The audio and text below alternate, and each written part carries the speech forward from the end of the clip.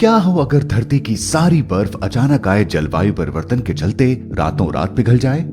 क्या आप सुबह उठकर खुद को पानी में डूबा हुआ पाएंगे? क्या आपके देश का ज्यादातर हिस्सा डूब चुका होगा? धीरे धीरे मौत के करीब जाने का आपका अनुभव कैसा होगा?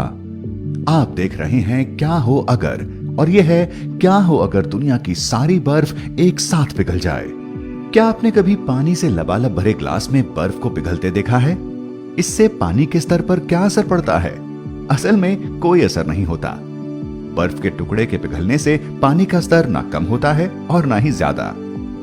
अब इसमें नमक मिलाकर देखें। 1 क्यूबिक इंच बर्फ के टुकड़े के पिघलने से ग्लास में भरे पानी का स्तर 0.03 क्यूबिक इंच बढ़ जाता है। ये स्तर नमक वाले पानी की जगह लिए जाने की वजह से बढ़ता है। ये मात्रा तो काफी कम है ना?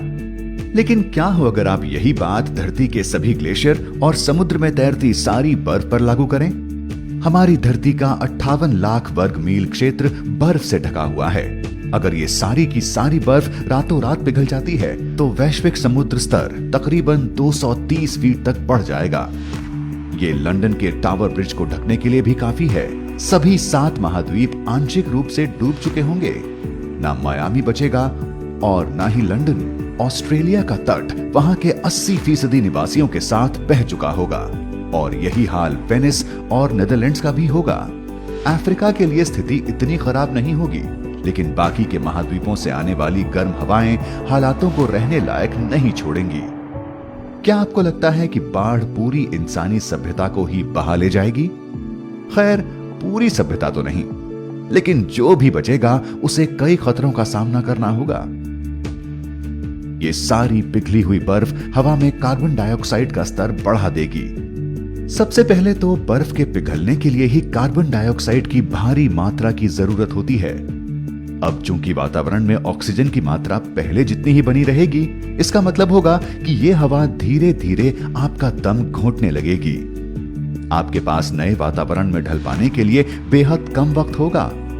समुद्री बहाव की दिशाएं बदल जाएंगी, जिससे समुद्र में रहने वाले जीवों पर असर पड़ेगा। ऐसे बड़े बदलाव में ढल पाने का या इतना विकसित होने का समय ना होने की वजह से समुद्री जीवों और ध्रुवी भालुओं की संख्या तेजी से कम हो जाएगी।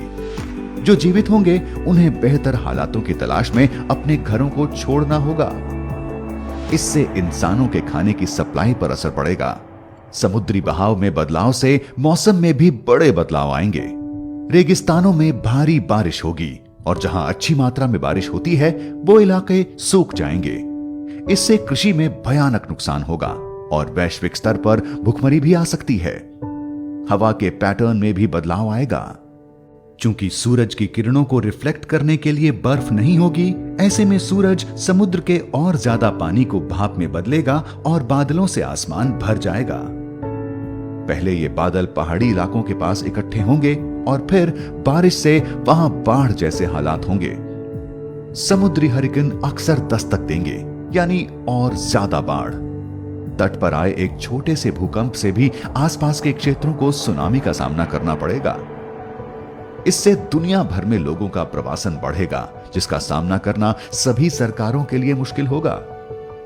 जिस दुनिया को हम जानते हैं वो पूरी तरह से बदल जाएगी। खुशकिस्मती से ये सारी बर्फ एक साथ नहीं पिघल सकती, लेकिन ये पिघल जरूर रही है। यहां तक कि बर्फ का सबसे पुराना कोर भी, वो कोर जिसमें धरती के जलवायु की पिछले 15 लाख सालों की सारी जानकारी है। अगर हम इस जलवायु परिवर्तन की आग में घी डालना ऐसे ही जारी रखते हैं तो 5000 सालों में धरती से बर्फ खत्म हो सकती है। अगर आप भी जलवायु परिवर्तन की समस्या को समझते हैं तो इसे शेयर जरूर करें। और अगर आपके पास क्या हो अगर के लिए एक दिलचस्प सवाल है तो हमें कमेंट्स में लिखकर बताएं। हम आपके दिए काल्पनिक मुद्दे पर चर्चा जरूर करना चाहेंगे।